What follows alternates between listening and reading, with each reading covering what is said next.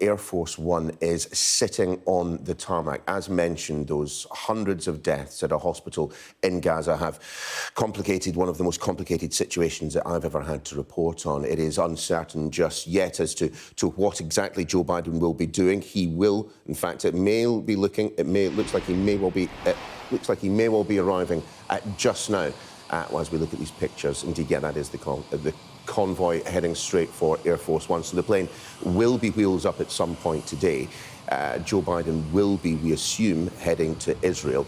But that trip to Jordan, it appears, won't now be happening. Let's speak to our US correspondent, Martha Kellner, joining us from Washington. I mean, Martha, you were saying this earlier whilst talking to Anna Jones, that it feels like a horrible, horrible thing to have to say. But what has happened at that hospital in Gaza has cast an almighty pall over the diplomatic efforts which Joe Biden wished to insert himself right into the middle of, the efforts that people would be hoping would be leading to a reduction in the violence, if not a complete cessation.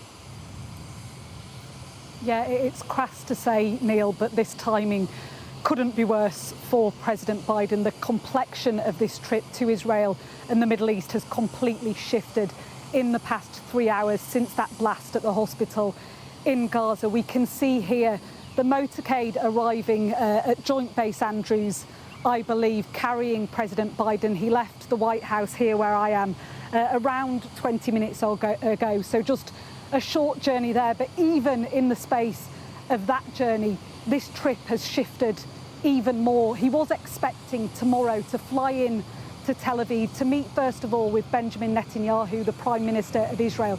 He was then expecting, up until about 20 minutes ago, to travel from Tel Aviv to Amman in Jordan to a summit to be hosted by King Abdullah of Jordan, which would be attended by the Egyptian President El-Sisi and also the President of the Palestinian Authority, Mahmoud Abbas. Well, a few hours ago, Mahmoud Abbas said, no, I won't be there. I want no part of it.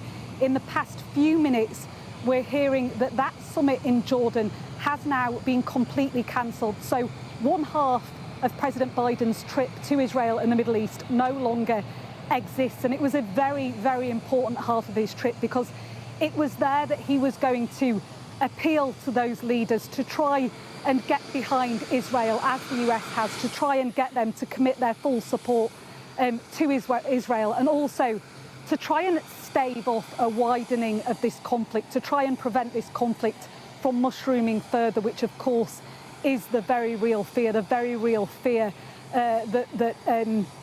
groups like Iran-backed Hezbollah in Lebanon will get involved, which will make this an altogether even more serious situation. He now won't get the ability to do that in person. He won't get the ability to, he won't have that meeting with those three senior leaders in the region. That won't be happening now. So there'll be some major recalibration happening with President Biden and his closest aides as he prepares to get onto that Air Force One plane bound for Tel Aviv.